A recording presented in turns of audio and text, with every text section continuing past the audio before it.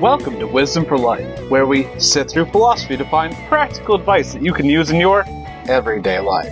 Hi, I'm Dan Hayes. I'm joined by my co-host, Dr. Greg Sadler. And today we're talking about when your heroes let you down. So we've got a lot of stuff lined up about role models and mentors and other people that we might be looking up to, emulating, guiding our lives by. I mean, what else would you throw in there, Dan? Taking actual advice from? Right, and so that's a special type of role model that we'll talk about as a mentor. But yeah, you've got both people that you don't know and people you do know, the people you're emulating, people that you may want to avoid the same decisions that they make.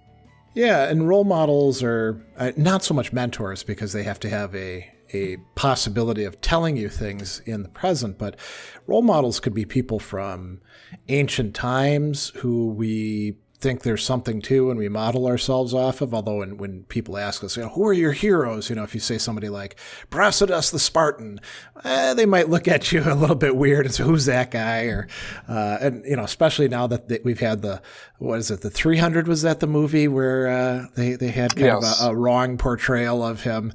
I used to actually say that because I thought he was a cool guy from reading Thucydides and Mm-hmm. Hearing about him as the savior of Greece, the person who is freeing Greek city-states from the evil empire of the Athenians, who turned out to be a tyrant city. But, when somebody on the street asks you about that, you say, yeah, this guy, they probably have no idea what you're talking about. And I wonder, this is totally a curveball to start with. But, do you think that when it comes to the people that we model ourselves off of, the people that we look to, do you think that there's a lot of cases where other people just don't get it? They don't know who these people are for most people? If you say, Martin Luther King or Mother Teresa, everybody knows who they are, right? Although most people don't actually read their stuff, so they don't know that much about them. But for more obscure characters, do you think that's part of what's motivating people? Or if you say, my grandma, well, I don't know your grandma. Well, I don't think, the whole point of it, I think, for the point of a role model is it is personal. You don't have to, justify exactly to anyone else why you're modeling yourself off of someone, unless you're like, I'm doing this thing that seems crazy. Yeah. Well, why? Well, this guy, he was, I'm modeling myself after Rasputin. I'm like, maybe we should talk about that. That's one of those things, though, where it would be difficult to really do that. You got to find a royal family to glom onto. And how many people have that opportunity, right? That's another kind of interesting point. So when do we say to people, I think you're right that most of the time we don't have to justify it. We're like, well, who are your heroes? Oh, these are my heroes. And, we make exercises like this in class. But if you say something really off the wall, like if you said, well, my hero is this horrible villain in this movie, I want to be like Darth Vader, right? Yeah.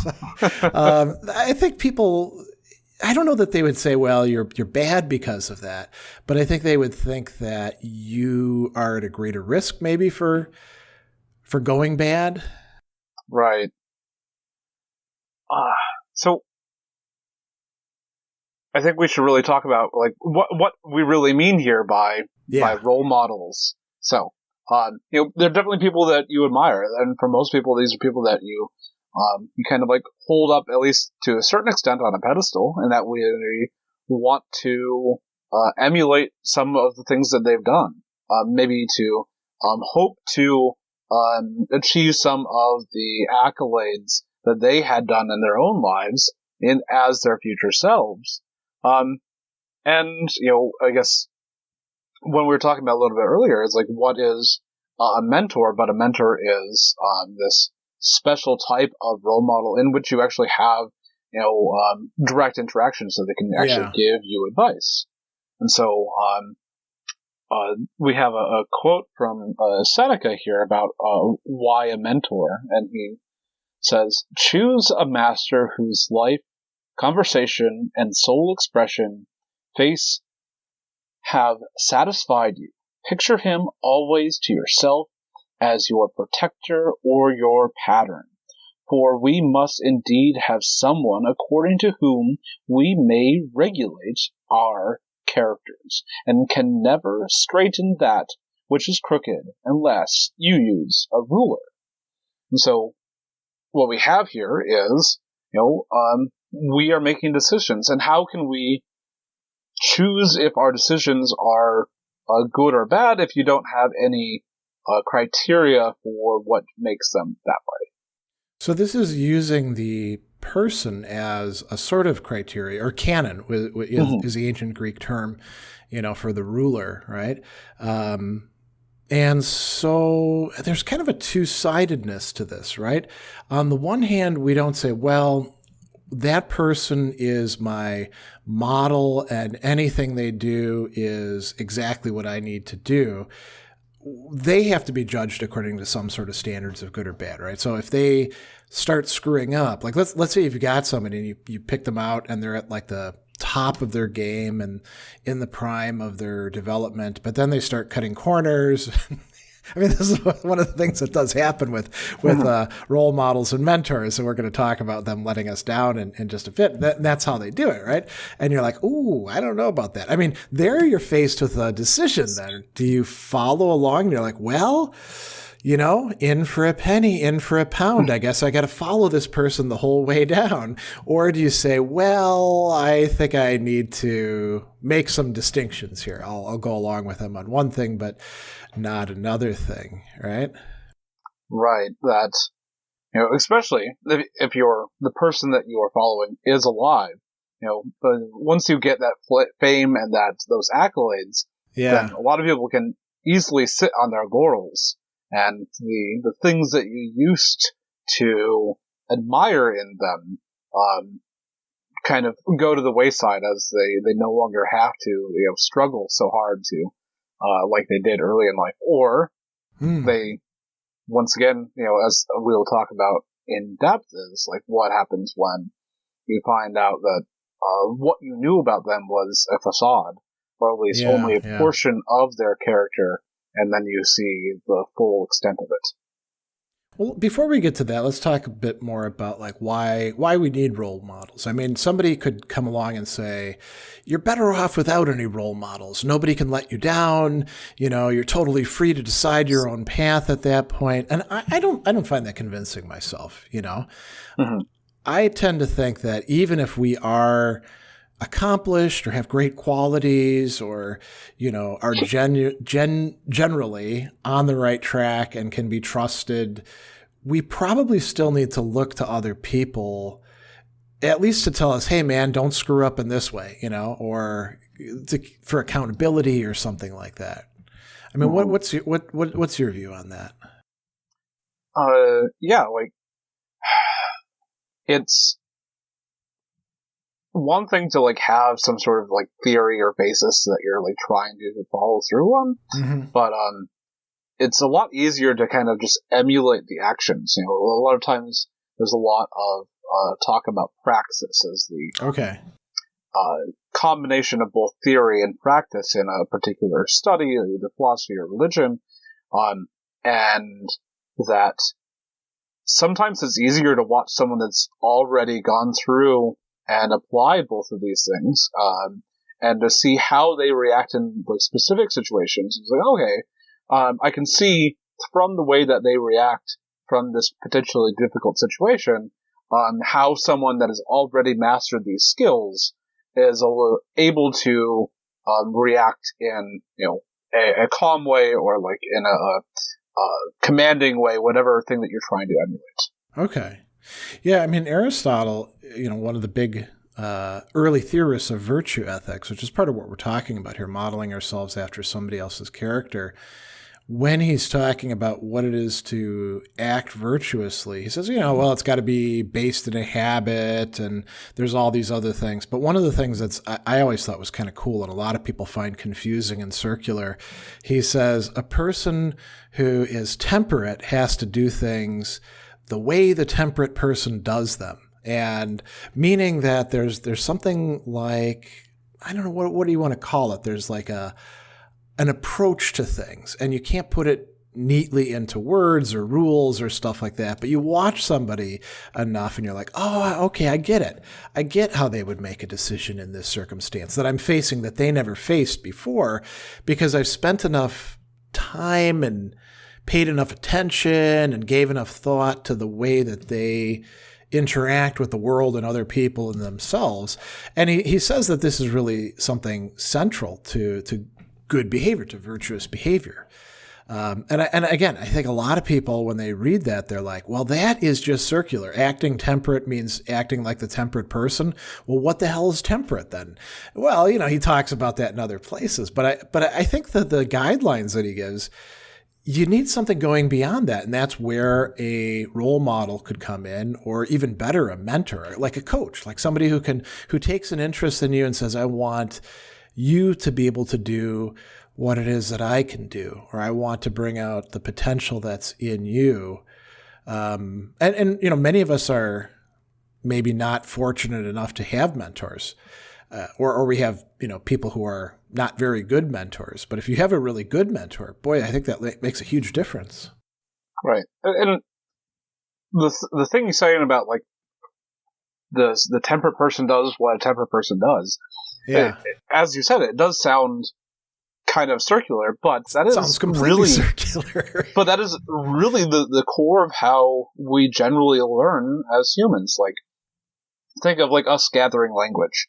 Okay. We watch other people talk, and then we emulate that, and we start to babble, and we start to like, oh, well, now I saw them making a D sound, and I don't have a concept of D sounds yet, but I can mimic this back and forth until eventually we're starting to make full words, and we're imbuing meaning to these early words, and this opens up more pathways for us to do this better, and eventually we become versed in language. And only once we have one language, then do we have like, oh, let's have books to describe the second language that you want to learn. But that is absolutely not the way that we learn our first languages. This reminds me of something, a kind of thing, let's call it a mix-up that happened in the history of philosophy. Mm-hmm. There's this really famous guy, Ludwig Wittgenstein, major catalyst for the turn to focusing on language in the early 20th century in analytic philosophy, and also influenced some people on the continent as well. And he criticizes Augustine because he's talking about Augustine's Confessions very early on, where Augustine talks about children learning language. And he says, he takes a couple lines basically out of context and ignores the rest. And he says, Augustine is essentially saying that words are just used to index things. They refer to things. And, the kid, watches the parent maybe pointing at something and saying, ooga booga, and now the water bottle is that, Mm-hmm. And it's funny because and this is going to sound like a dig on Wittgenstein, and I guess it is. Wittgenstein would have been a much better philosopher had he read other philosophers a bit more attentively, and if he'd read more philosophers, because Augustine isn't saying that at all. I mean, he is saying that, but it's within this whole context where he's like, the reason why we want as infants to say words is we have needs and desires and drives, and we want to communicate them to other people. So that's what's centering us to pay attention to what it is that these adults or kids who can speak in front of us are calling things. And it takes us a while to put it together and figure out what things are actually called. And we're very enthusiastic about it at the start because we want our needs met. This whole thing is driving it. And that kind of fell out of the picture. And how we can bring this back to talking about role models and mentors is, this is something that I think most people, even if they're kind of jaded, they really do want somebody to look up to. Even if they're cynical and they're like, people in general are garbage, very often there's like a little bit of idealism still under there. They want somebody to at least be a good person. If not them, somebody that they could point to. Can you be completely cynical if you weren't at one point, at least partially, an idealist? That's a good question. And I think we may have talked about this on the show before. There's this correlation that Socrates made between what he called misologism, which we'll put on the side, and then misanthropy. And misanthropy is hatred of human beings, right? Literally. Misos is hatred, and then anthropos is the generic word for human beings, men and women both, you know. And Socrates... Where we get the anthropology. Yeah, exactly. Yeah, the study of human being. And so Socrates says, how do people become misanthropic? It's because they start out too trusting. They treat people as if they're totally good. And I think this is directly connected to what we're going to talk about here. Right. They have these unrealistic expectations of people, and then they get let down, and they're like, "Oh, that person's a jerk. You know, they're a hypocrite. They didn't measure up to the standards that I was holding them to." And then they're like, "Well, the next time around, it's going to be perfect. I'll find another role model, and they won't let me down at all." And then, of course, they get let down, right? Person after person after person, and then they draw this sweeping conclusion: people are just all bad. And Socrates says, "Well, that's not a good conclusion to draw. It's not warranted in the circumstances, because what made for these unpleasant experiences? Trusting people too much. You know, it's not like you should trust absolutely. You should trust in a rational kind of people meriting more and more trust as they do things sort of way. You know, and we see this in relationships a lot too, right? Romantic relationships. People are out there and I found the one, and then the one turns out to be kind of a jerk or abusive or exploitative. And then they move on from that relationship to the next one that looks almost exactly like the previous one. And it just happens over and over, right? Right. And the issue here is that, like, you're not, at least one of the issues is that you're not being aware of the fact that we are human, that we are flawed. We will, even if most of the times we're doing great and we're going to make all those dates and not let them down, like, life happens. And sometimes we're tired, and sometimes, like, stuff just happens, and you have to realize that is part of being a human, of being in this world. So let's conjecture. Why do you think people do ignore that so often? And they have these, it's not as if they don't know the other person is human, but it's as if they think that in this case, this particular human is not going to screw up. They're like a god or something, you know? Where do you think that comes from? Like, total conjecture here. Like, part of it is just, like, it's easier to say this person is good. Like, I love this person, so of course they're good, right? And so that's all you need to know. And so from that, we talked about this before. If you label someone good, then all of a sudden all their actions after that are good.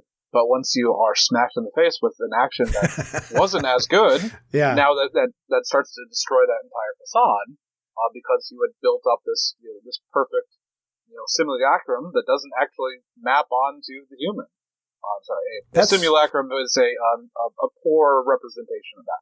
That's actually a great idea to bring in, though. I think that in a lot of cases, when people get into arguments, for example, they're not arguing with the person in front of them. They're arguing with an image of that person that they've got stuck up in their head. And that's why they say crazy stuff, like, well, you always, and then they're like, where's this coming from? Well, the person in my head always does that sort of thing. And so it does make sense that people would say that sort of thing. And I guess what you're talking about is the opposite, right? Where it's this wonderful, wonderful person who never does anything wrong, as we used to say, butter wouldn't melt in their mouth. And then suddenly the real person out there is doing evil deeds. And you're like, there's a cognitive dissonance, right? Right. And then how do you, that wave function collapses and it has to be one or the other or something. I feel like I am not versed enough in quantum physics, so you didn't bring that forward. So I will retract that. Okay. So maybe let us go back here and grab just what do we mean by mentor. We talked about it just a little bit, but it is definitely bi-directional. So we have actual interactions. So this is you want to call it a special type of hero or role model in which you have their experience, but they also teach you, hopefully, give you active engagement advice, and whereas as we've just talked about on our last episode, role models in which you have no engagement with are a little bit similar to those parasocial relationships. And so where this is where you only get to see so much. They put on a facade, and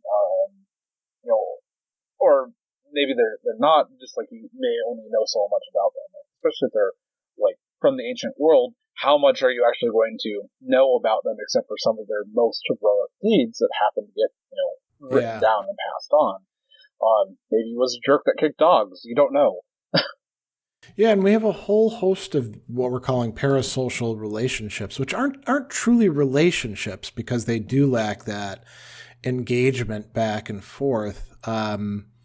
We talked about this at considerable length in a previous episode that you can look up if you'd like to. And I was thinking as you're talking about that, so a lot of the parasocial relationships that we talked about in that episode were in the present, like athletes and actors and rock stars and politicians. Social media people. Yeah, influencers. Yeah. People that we can't possibly have a relationship with, in part because we would only get a certain amount of time with these people, right? But so in academic philosophy, it's not unusual to see people, and I bet this holds for other fields as well, where they develop this very strong relationship with the person that they think is important to work on, right? I'm into Aristotle. I have to look at the world the way that Aristotle does and read his books and spend time. We talk about like having this conversation across the ages with people. We brought up Seneca earlier, somebody who is a big favorite of mine. I think one of yours as well. And Seneca's pretty cool because he's pretty modest about stuff. He's like, I'm not a sage, I'm screwing up a lot of the time. Here's what I know, and I got this mostly from other people.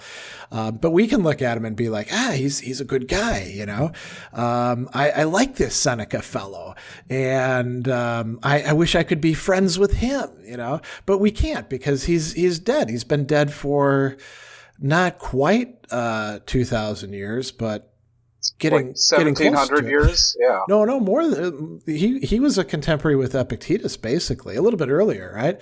Because they're all at the time in Nero. So 1,800, 1,900 years. Once we get further into this century. So, what's up with that? We also talked about fictional characters too. Mm-hmm. And could you have an adequate fictional character as a role model? I don't know. That's kind of tough. Go ahead. There are benefits that, they can't let you down. They never actually existed, so they don't have the foible of being human.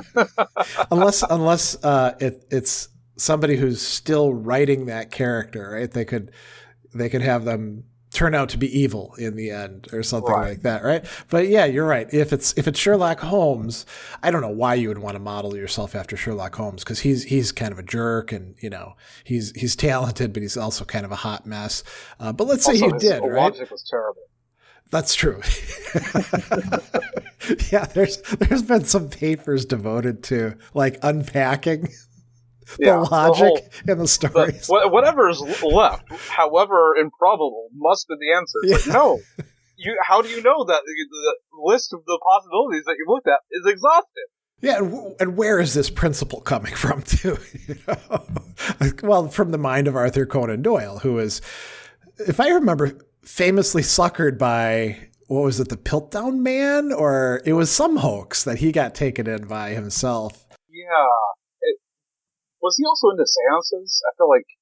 Spiritualism could be. I don't quite remember. But in any case, so, if you took Sherlock Holmes as your role model, well, yeah, he's not going to change unless people are writing fan fiction or redoing Sherlock. Like, think of the Sherlock show that had Benedict Cumberbatch or Robert Downey Jr. Oh, true. Yeah, no, that was an interesting one. Yeah, and so that's kind of interesting because that means that any fictional character isn't really set in stone because people can't, especially if it's in the public domain, right? People can go at it and... Well, maybe if you, curtail it, it's okay, only the Sherlock Holmes that Arthur Conan Doyle actually wrote with his own pen. Hey, you can curtail this. You can put wild stuff and say, anything else is apocrypha. Yeah, Sherlock Holmes, the original, right? Yeah. Yeah. I mean, it's kind of funny because if you think about, and I hate to take us so far off track, but think about the Batman, right? So, who's the original Batman? If we're talking about TV stuff, it's that goofy guy played by Adam West. Right? Who's powing and bapping and... Same bat time, same bat place. Exactly.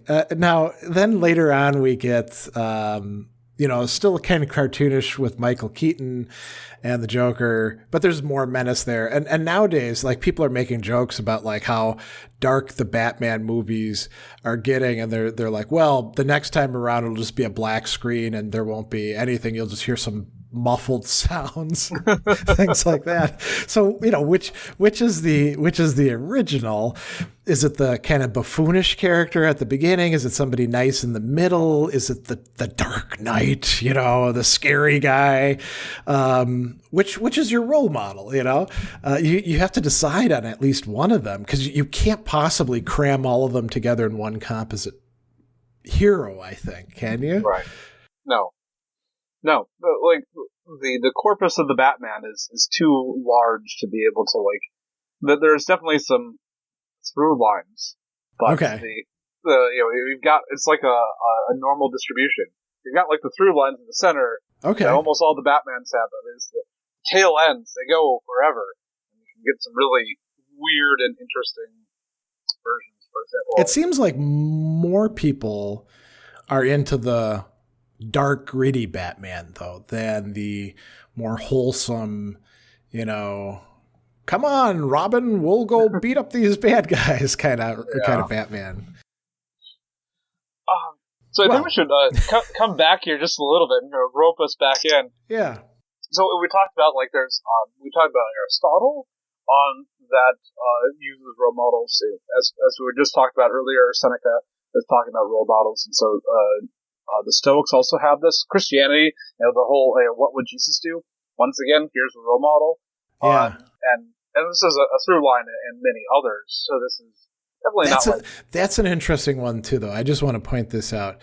There's so many contemporary Christians when they talk about, Jesus this and Jesus that, you're like, have you ever read the Gospels? Because what you're saying seems very, very different than the original text, Jesus. Where's this Jesus new, 15th iteration coming in who's mostly obsessed with people's sexuality or, purity or things like that coming from, right? Heck, this reminds me of Buddy Christ, if you've ever seen Dogma. What was that? Kevin Smith's movie. Oh, right. Yeah. Totally a reimagining of it.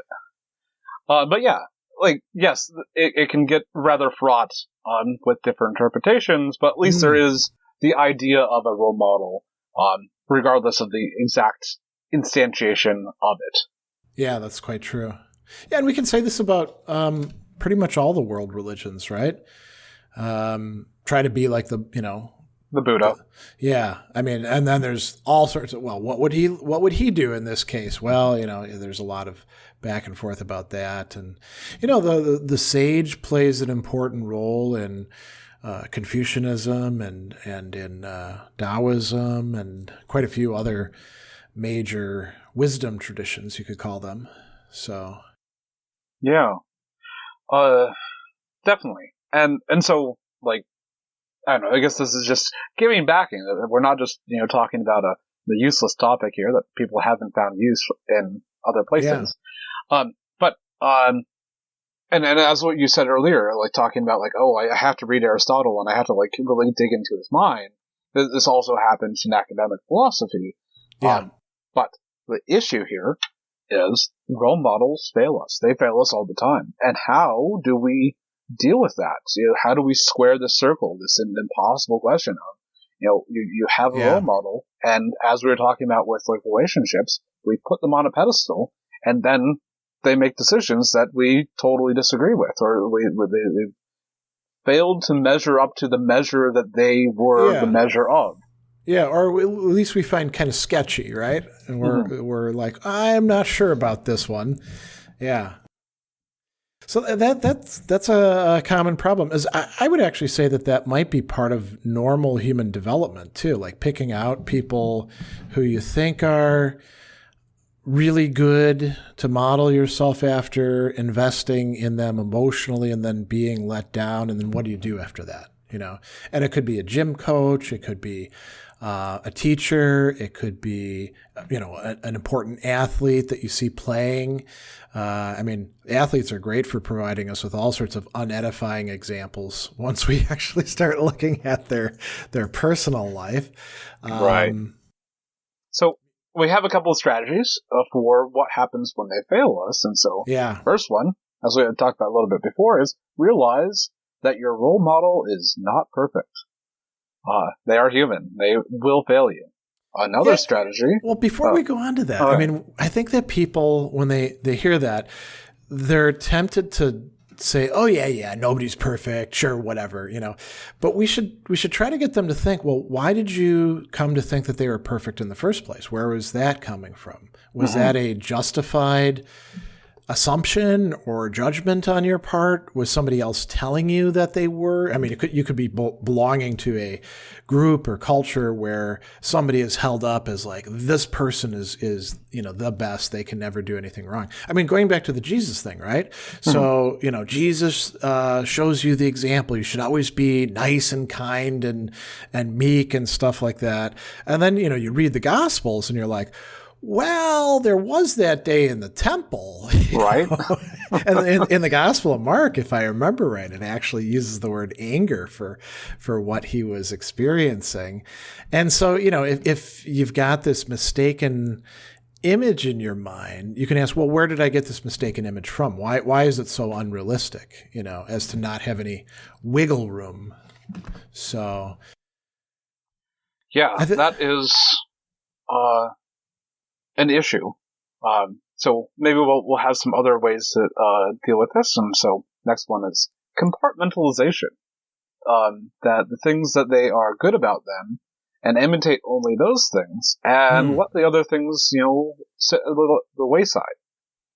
That's another one too, where I think a lot of people, they have a hard time with that because they're like, listen, if you're going to imitate somebody, you have to imitate everything that they do.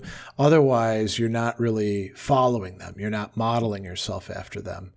And so we probably need to make some sort of case why it's okay, not only okay, but better to compartmentalize, like you're saying. To me, it's kind of a no-brainer. It's rational to do that. It's easier for certain role models. If you have a role model that is a really good athlete, you can you can more easily compartmentalize their actions on the field of play versus those are not. That's easier. But once you have a moral role model or someone that you're trying to emulate your day-to-day life with, this becomes more difficult because that's a much more holistic role model. And so I'm going to skip down a little bit. We're talking about what we expect from these role models. We expect them to be, for moral role models, to be morally upstanding, to possess some virtue, and to not falter. But once again, it comes in that same problem of realize that your role model is not perfect, and maybe not all their decisions are always going to be the correct ones. Yeah, I think even with people who are really quite good, certainly beyond the level of goodness that I have developed in my character. I won't speak for you, Dan. Maybe you're better off than I am in that respect. But, where I can recognize that they're really good people, they still screw up. They still, every once in a while, lose their temper, misinterpret what somebody's saying, have a bad day, and chew somebody out. Actually, we should come back to this point sometime in an episode. I often tell my students, and I've told you this as well, that a lot of ethics is like figuring out what to do after you've already screwed things up, right? And like how to extricate yourself from the mess you've created and avoid hurting people additionally along the way, And I think that could be something that you can only see that in a role model if they do screw up. Right. And yeah, we just recently did a episode on forgiveness, or asking for forgiveness. Apologizing. And that is a incredibly large portion, and absolutely ripe and fertile soil for us to dig into later. Yeah. And so the last strategy here for if you're holding this person up is to make them the rock of your relationship with the world, and then become totally devastated when they fail. That sounds like a bad strategy. It is a bad strategy, but a lot of people choose it for some reason. So let's go back to that, because we touched on that earlier. Why do people do that? Is it that it does help simplify the world for them? You've got the good people on one side, the bad people on the other side. It's sort of like having a brand. You mm-hmm. buy a certain brand because it's got reliability. Mm-hmm. But do people actually buy brands for reliability anymore? Well, some maybe. That is a good question. I don't know. I mean, I could say, well, like Heinz ketchup, we keep buying Heinz ketchup, but it's because we like the taste of that ketchup better than some of the other competitors, right? We're accustomed to it. We're habituated to it. I don't know that it's actually. I don't know that we believe in, like, on some unconscious level that it's reliably good or something like that, and that's why we do it. I suppose we must, right? Yeah. I'm just thinking of so many brands nowadays are just built on marketing and not actually substance. Well, that's true. A lot of name brands, you are paying for the packaging and you are paying for the marketing that has been bought and paid for by the company. And quite often the generic store brands, here in Wisconsin, it's the Roundy's stuff, right? Out in North Carolina, it was Food Lion. In New York, it was Hannaford. There's always like some brand, and it's always like the same thing. It's all coming from the same warehouses, right? Yeah, they're packaged in the same place. They just change out the packaging. Yeah. And they're cheaper, and they're usually just about as good because you're not paying for all that advertising. Yeah. I wonder, is there an analogy to people with this, or?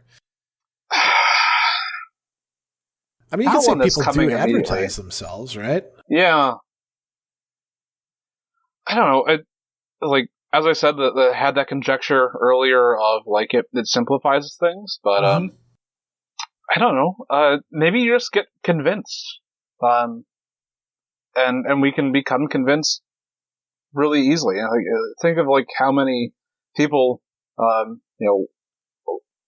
are convinced their parents are like perfect until they get much older. Then you realize they're also human. So it's like you can fall into it.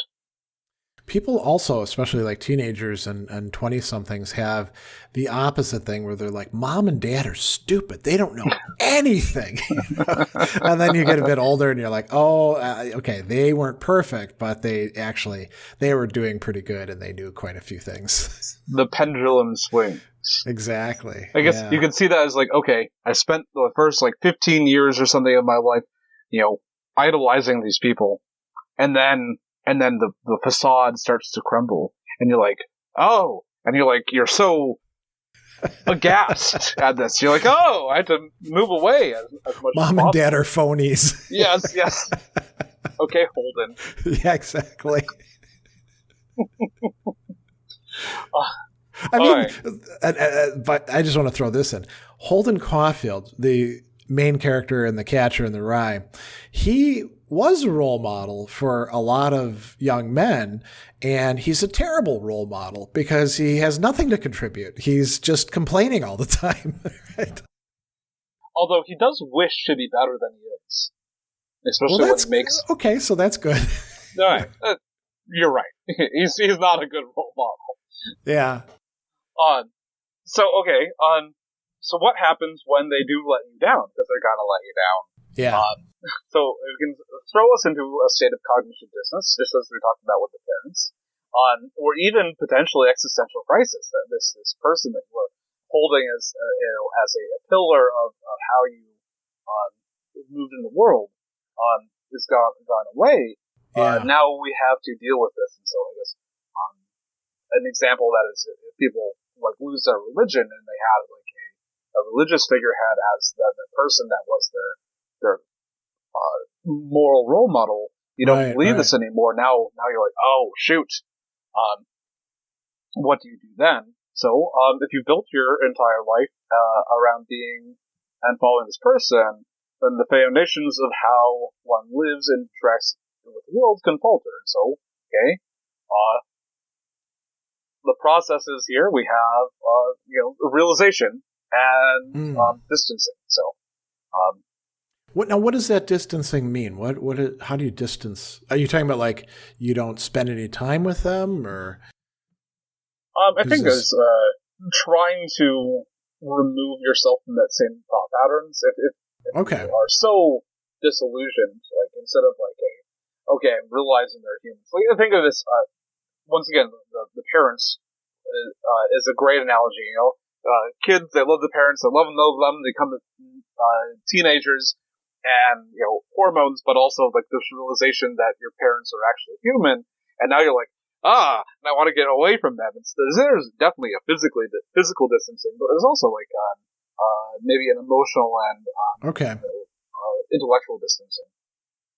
Yeah, and I think that could happen with other things as well, where you're like, I used to be super into these athletes and the things that they're doing, but now I've realized that sports aren't quite as important as I made them out to be. You change your perspective, right? And then you're like, I want to put my time into my studies or into building a business or whatever it happens to be. And so this allows you a space for self-examination and reflection. And so now, these people let me down. Now we can kind of hopefully look at things in a little bit more clear sense. We no longer have the rose-colored glasses of these people on this pedestal. And then we start looking for our own way, hopefully, to take the things that we learned and progress to make our own path. And realizing that you may not want to put people up on pedestals in the first place. Yeah. I think that takes a couple tries for a lot of people. They have to set a couple people up on pedestals, have them knocked down, and then at a certain point they're like, well, maybe the problem is the pedestal.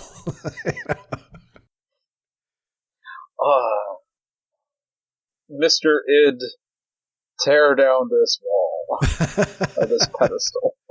Yeah.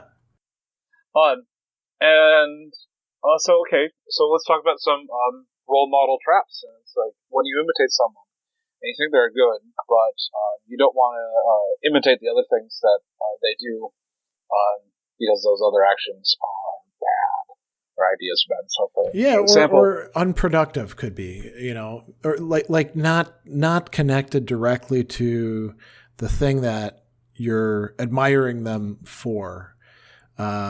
I think I may have brought this up before in the past, but I was fortunate enough to study with somebody who was a second-generation student of Ludwig Wittgenstein, the guy that we were talking about earlier. And she was a really cool person. Unfortunately, she died pretty young of cancer. and she was a very promising Wittgenstein scholar, but she'd studied with these people who had studied with the master himself. And he was an interesting guy. He had a lot to contribute, but he also had these weird tics, like he would go in the corner and bang his head on the wall, to show that he was thinking and pondering a problem. And they got the idea, these students of his, that that's what philosophy was and required. So then they started doing that stuff. It'd be sort of like if, you're studying with a master chef and he happens to wear a yellow hat and you're like, well, yellow hats, that's where it's at, and you totally miss the message. And she thought this was terrible. She was like, none of you should ever do this. I took classes with these people and they were good people, but man, did they have some weird ideas about how philosophers ought to behave. And so I think sometimes it can be not necessarily picking up on directly bad things, but just picking up on stuff that's like, it's not connected to what it is that you care about. It'd be like if you're going fishing with your grandpa, he's going to teach you how to fish and stuff like that. And then he chews tobacco, right? That doesn't mean you have to chew tobacco to fish. Right. This reminds me a little bit of the story of why residents, new doctors, have such long shifts, and the guy who set up, I can't remember his name, the whole schedule. Like the first guy's like, okay, I'm going to teach doctors in a really regimented way at a teaching hospital. Okay. I want them to have 24-hour shifts because I'm doing 24-hour shifts, and then there's at least an argument there that you get to see the progression of diseases over these long, like a whole day. Mm-hmm. But he was taking a lot of coke. And so, of course, he was okay for doing a 24-hour shift. He was on a really big stimulant. And so, yeah. Now you're like, okay, well, now you have to do that, but all you get is, caffeine. It's not going to, do the same thing for you, as well as it's totally against all the new medical evidence about, being tired and not sleeping has really bad detrimental effects on your ability to operate, especially when you're making decisions that might death. Not a great idea. Yeah, I think we could probably multiply in every area of life. There's probably people drawing the wrong conclusion about how they ought to behave by looking at somebody. We got a number of people here that for example, we've got Henry Ford and Charles Lindbergh, right? You did automation for Henry Ford, and Charles Lindbergh, flew across the Atlantic Ocean for the first time. Very cool things, yeah. They're also big proponents of fascism. They're big fans of the Nazis. Yeah. It's probably not something that we should emulate. And then, we've got some more recent people, we've got Elon Musk and Jordan Peterson of okay, hooray, you build some really good cars and whatnot, but that does not mean that I need to emulate you in a lot of other aspects of your life. I have happened to see Elon Musk, mostly because of the accounts that I follow, getting into petty arguments on Twitter with these people who don't have anywhere near the following that he does, and wasting hours out of a day just being a mean-spirited jerk. And you're like, how can this guy, if I'm a CEO, I'm not spending any time on Twitter. Somebody else is handling Twitter for me because I'm going to be so busy running my company, that I have a fiduciary duty to that sort of thing. and you're like, where does this guy have the time to be arguing with existential comics about Marxism or anything like that? It's definitely not a positive quality on his part, he made a recent bid to take over Twitter, and some of us were joking about, why was he doing that, so that he'd be able to argue with more people, with impunity or something like that. And so then, I guess the last one on this list was Jordan Peterson, who a lot of people at least find him interesting, got them potentially into some bits of philosophy, but he's got a lot, and he's got some good things in psychology, but they're not new, they're not unique to him. Well, but he also... That's the thing. I mean, and I think you can say this not just about like Jordan Peterson, but you can say it about like Ayn Rand, or you can say it about other people throughout, the history of ideas, that it's not as if all their ideas could be bad. Like Aristotle says, nobody can be completely wrong, because that's just impossible. They often do have some good ideas. Like Ayn Rand will use the term hierarchy of values and say that you should actually be thoughtful about how you organize the values in your life. That's great. But you don't have to go to her to get that. You could get that same idea from Max Scheler, the, very flawed, but very, very brilliant German sociologist of knowledge and phenomenologist. And same thing with Jordan Peterson. He has some interesting ideas. Every interesting idea he has that's got some value to it, you can find in somebody else without the baggage. So I guess we got this a bit from quotes. I do not feel that we should set up people as models. Rather, actions, thoughts, principles. So I like that. Noam Chomsky he is a American intellectual, as well as one of the central figures in linguistics. And political theory on the left, Absolutely. I like this idea. I mean, I would kind of amend it, and I would say that we could set people up as models if what we're really focusing on and constantly coming back to our actions and thoughts and principles. It's not like we want to set somebody up as a model and then say, all right, they're in, now everything they do is A-okay. We have to keep looking at their actions and thoughts and principles, Right. And so this is, definitely a way of basically doing this bifurcation of picking and choosing. Okay. But even more detailed, instead of like only in this area of sports, so I'm going to model him. But it's right, I'm going to take every action as they take it, and say, if it's good, then I'll take it. If it's not, I will eschew it. Okay. There was another idea that we kicked around a little bit earlier, coming back to the Jordan Peterson, but I think this could apply to a lot of other thinkers. Like for example, when we talk about Stoicism, Ryan Holiday has sold a lot of books and made a lot of money on, he's got the Daily Stoic, and the stuff that he does, it's not, I'm not going to say it's bad. I myself personally, like we have the Daily Stoic and we had to quit reading it because the quotes from the actual Stoics were great. The quotes from for each day from Holiday, after a point we're like, oh, come on. This is not necessarily what the quote is saying, and I don't really like these examples. But you could say, well, he's brought so many people to Stoic philosophy, and we've got this metaphor of training wheels. You can say, that's great, but it's just like a bike. If you start out with a bike when you're a little kid, you have to have training wheels, and the training wheels help you out. They stabilize the bike. You can actually learn the motions that you need, and you pedal around. Everybody's clapping. They're proud of you and all that. But at a certain point, the training wheels have to come off.